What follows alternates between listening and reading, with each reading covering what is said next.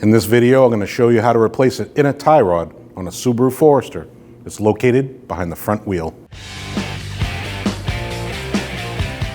After you've raised and supported the vehicle safely, you need to remove your 5 lug nuts. These are 19mm nuts.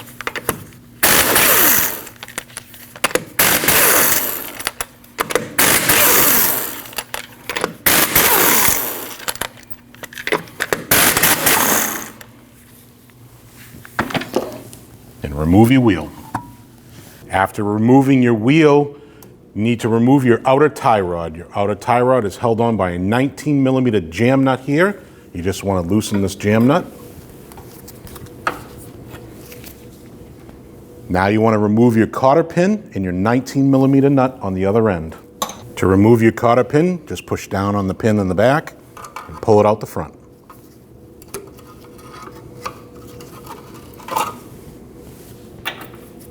Remove your nut.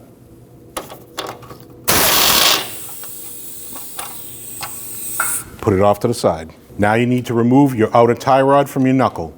You can take a rubber mallet and hit in this direction.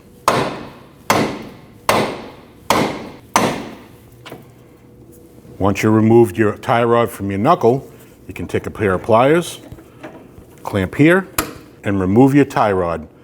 What you want to do is you want to count the revolutions. That way you can put the new one on with the same. 1, 2, 14, 15. Now remember that number. Yours might be different than ours. Now you need to remove your jam nut.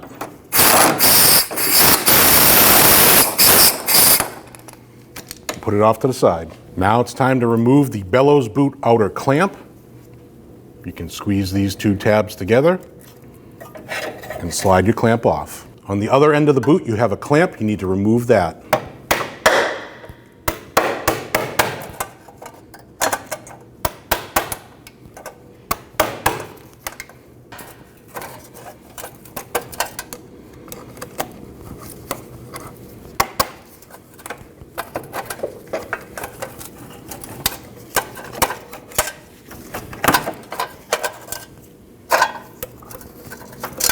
This clamp is a one-time use only. Once you remove that clamp, you want to slide your bellows boot off over the tie rod.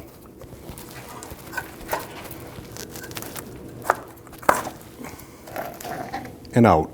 Now we're going to remove the inner tie rod. You can remove that by using a tool like this.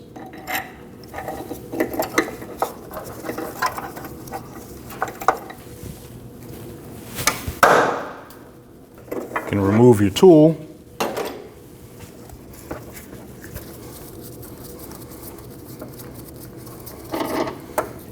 And remove your inner tie rod.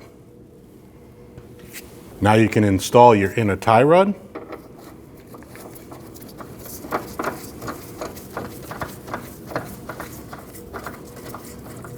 Use your same tool to tighten it.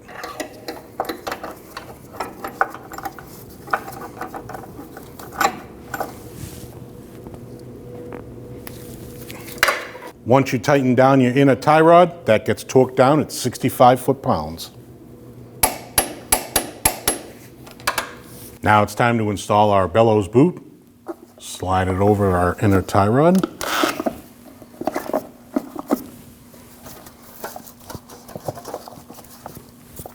And over the inner part of the rack. You can use a wire tie for the inner part of the boot.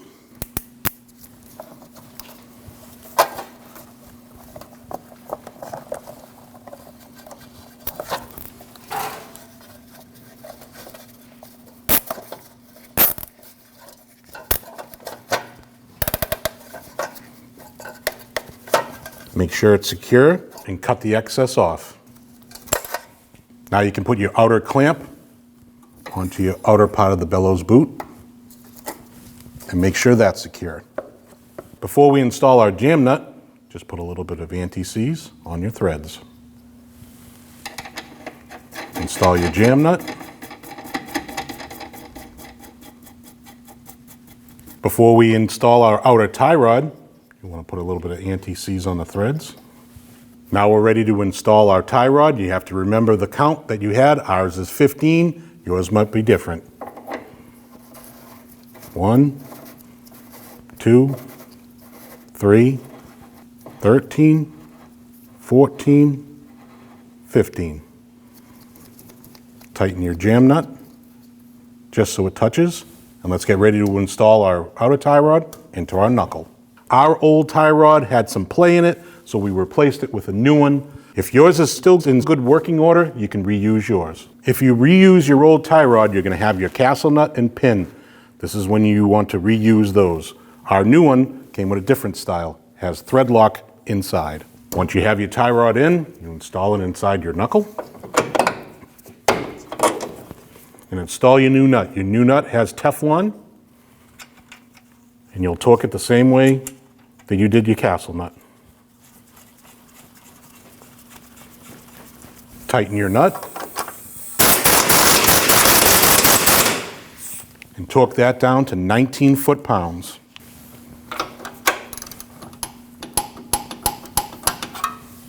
After you tighten down your castle nut, if your pinholes don't match up, you can tighten that castle nut a little bit more and install your pin. And now tighten your jam nut.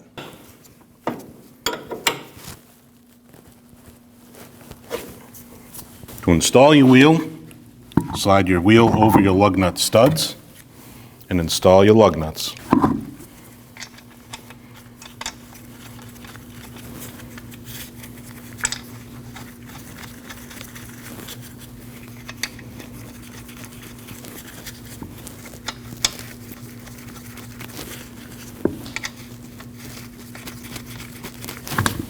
You want to tighten those in a star pattern.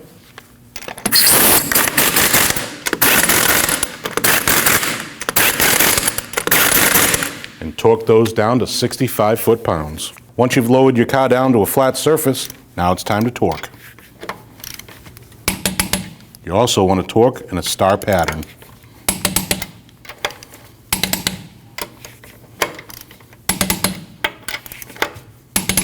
After finishing this installation, it's important to have an alignment done in your vehicle. When only the best will do, demand TRQ. The only company that lets you view before you do. TRQ is committed to offering the highest quality aftermarket auto parts that are engineered for peace of mind. Thanks for using and viewing with TRQ.